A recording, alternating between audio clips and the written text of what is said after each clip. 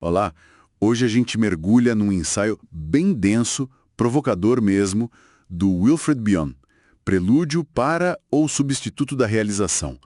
É um material que, olha, nos faz pensar muito sobre como a gente se comunica, né? Com certeza, um texto desafiador, mas muito rico. E ele já começa citando o poeta Keats, falando da capacidade negativa, aquela ideia de conseguir ficar na incerteza, na dúvida, sem sair correndo atrás de uma resposta fácil, sabe? Sim, e para Bion isso é chave, fundamental mesmo. Ele sugere que talvez essa capacidade de tolerar ou não saber seja essencial para qualquer escuta profunda, né? Faz todo sentido.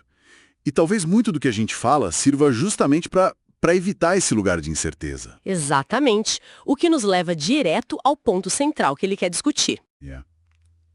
Que é essa distinção, né, entre a linguagem da realização e a linguagem substitutiva.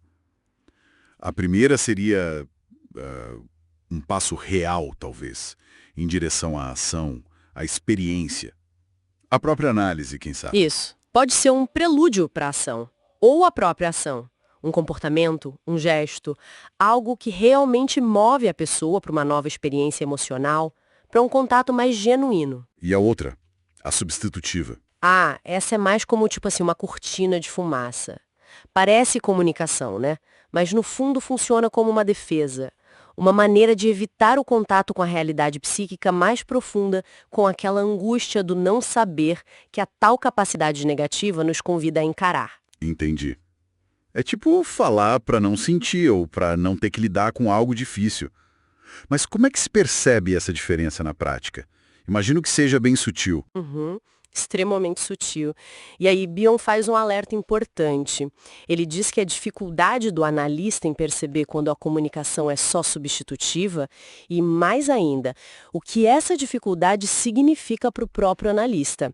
Isso pode levar a análises que se arrastam, que não chegam a lugar nenhum. Faz pensar. Pois é, ele até menciona defesas que podem surgir contra o trabalho mental de verdade, tipo atacar a própria psicanálise ou ficar só na superfície, numa sexualização excessiva das questões, formas de desviar do que realmente importa, entende? Claro. Uma resistência ao próprio processo de descoberta. E nesse contexto ele introduz o conceito de vértice, né? O que seria isso, mais exatamente? Pense no vértice como a perspectiva psicológica que a gente adota num certo momento. É tipo a lente mental que a gente está usando.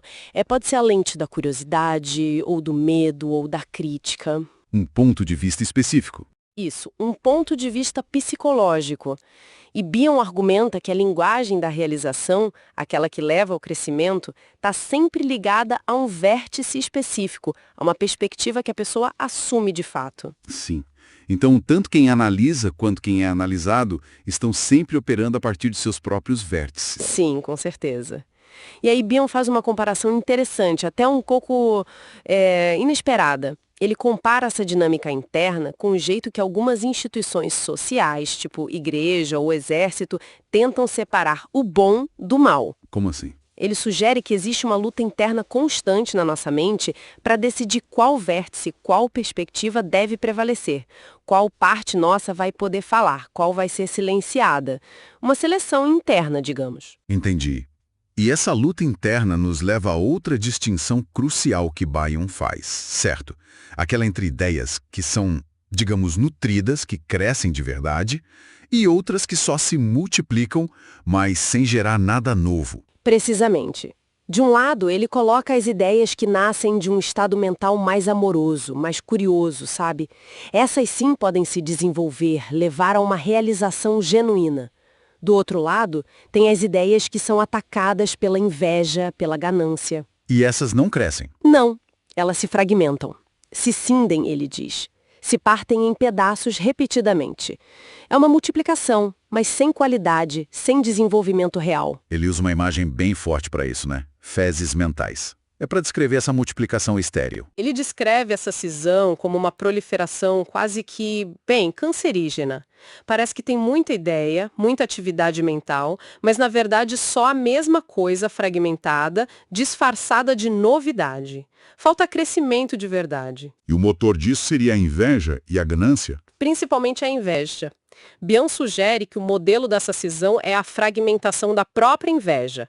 É como se a inveja se partisse em 1000 pedaços e cada pedacinho continuasse atacando de forma repetitiva. Nossa, isso talvez explique aquela sensação de andar em círculos, que às vezes acontece numa análise, né? Exato. Leva a sessões que mudam na superfície, mas que no fundo continuam falando da mesma coisa, presas no mesmo padrão.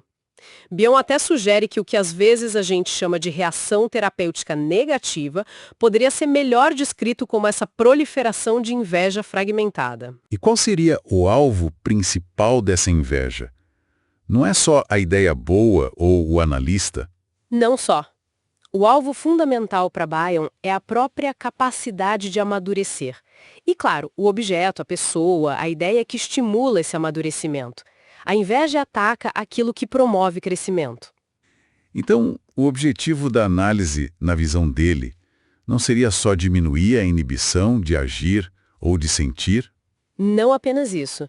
Seria, talvez mais profundamente, diminuir o impulso de inibir. E esse impulso, para Bion, é fundamentalmente essa inveja das coisas que nos fazem crescer, que nos desafiam a sair do lugar comum, do conhecido. Muito interessante. E para fechar, Bion propõe um estado mental bem radical para permitir a descoberta, né? Aquela coisa do sem memória, sem desejo, sem compreensão. Parece até contraintuitivo. É radical, sim. Mas a ideia não é defender a ignorância, claro. É buscar uma abertura total para o momento presente. Se livrar das expectativas que vêm da memória, dos anseios que vêm do desejo e até mesmo daquela ânsia de entender tudo rápido demais. Uma receptividade pura, quase. Isso. É nesse estado de abertura, de receptividade, que algo realmente novo, o informe, infinito, inefável, como ele chama, pode surgir, ser vivido e talvez integrado. É um convite para a gente abandonar um pouco as nossas defesas habituais para poder encontrar o desconhecido dentro da gente. Entendido. Então, para resumir nossa conversa, o material do Bion nos coloca diante dessa tensão constante. A gente usa a linguagem para quê? Para realmente se aproximar da experiência e crescer? Ou a gente usa como uma barreira, muitas vezes sofisticada, movida por essa inveja do próprio crescimento? Essa é a grande questão que ele levanta, né? E nos deixa com uma reflexão importante para levar daqui.